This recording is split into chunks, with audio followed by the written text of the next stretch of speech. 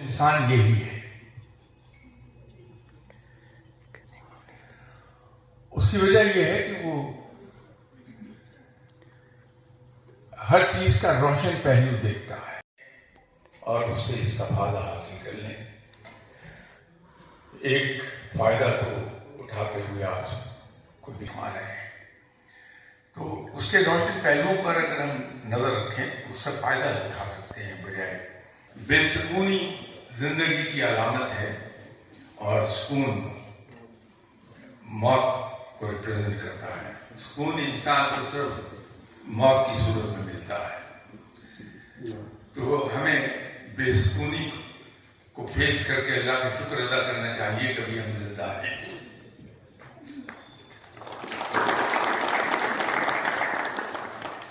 रह गई रूहानी तरक्की की बात, तो मेरा ख्याल है मेरे 57 years of practical life, उसमें सबसे ज्यादा पूछा जाने वाला सवाल यही है कि साहब हम रूहानियत की तरफ जाना चाहते हैं, रूहानियत किस तरह पाई जा सकती है। जिस तरह हर खेल के रूल्स ऑफ द गेम है, क्रिकेट को हम क्रिकेट के रूल्स से खेलते हैं, फुटबॉल को फुटबॉल से, सो ऑन सो फोर्थ। अगर कभी हम ये कोशिश करें कि हम क्रिकेट को फुटबॉल के रूल्स के मुताबिक खेलने लगे तो स्वाय चोटें लगने की और कुछ नहीं होगा। लाइकवाइज फुटबॉल को हम क्रिकेट के रूल से नहीं खेल पाएंगे। रूहानियत को अगर हम ये सोच के चलाएंगे हम अपनी जिंदगी को अपने नफ्स के ज़ेरे असर बसर करें, क्योंकि उसमें वक्ती कशिश बहुत है, और उसके साथ साथ हम रूहानियत भी पाले तो ये मुमकिन नहीं होगा। जिस जमाने में हम हाई स्कूल में पढ़ते थे तो क्लास 9 और 10 इनमें हमारे हेड टीचर अंग्रेजी पढ़ाया करते थे। वो बहुत ही कोई अनलाइटेड आदमी थे, उसका अंदाजा अब होता, पहले नहीं था। पहले ये समझ नहीं आती थी कि उनका ये तरीका तदरीस क्या है। वो कमाल के आदमी थे कि 45 मिनट्स का जो पीरियड होता था उसमें 15 मिनट पढ़ा के फिर 1-2 मिनट के कोई चुटकुला सुना देते थे, कोई छोटी मोटी कहानी सुना देते थे। आज अंदाजा होता है कि वो असल में स्टूडेंट्स की दिलचस्पी को लेक्चर में बरकरार रखने के लिए इस तरह से पढ़ाते थे, और उनकी कई भी बातें जहन में नक्श भी हो जाती थी। मैं क्लास 9 में था तो एक दिन हेड टीचर साहब ने लेक्चर के दौरान एक बात कही कि किसी भी माँ के दिल में अगर उतरना हो तो उसके बच्चों से प्यार करो। वो अब उस एज में क्लास 9 में पढ़ती हैं, 14 साल उम्र, क्या समझ में आएगी ये बात। लेकिन अब इतनी उम्र दुनिया में गुजारने के बाद एक बात समझ में आई कि रब से कुर्ब एक ही सूरत में मिलता है कि उसके बंदों से प्यार कर लिया जाए। अगर उसका दिल दुखा दिया जाए तो रब छोड़ता नहीं उस बात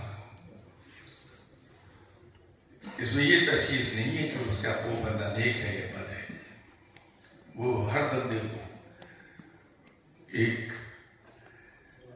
बहुत जोरावर और डेडिकेटेड बाप की तरह प्रोटेक्ट करता है। रूहानियत अगर हासिल करना चाहते हैं तो फिर हमें एक तो जो मैंने अर्ज किया कि अल्लाह के बंदों से प्यार करना पड़ेगा, दूसरा एक और पहलू लेना पड़ेगा कि मुझ पर जो अच्छा बुरा वक्त आ रहा है, जो खुशी और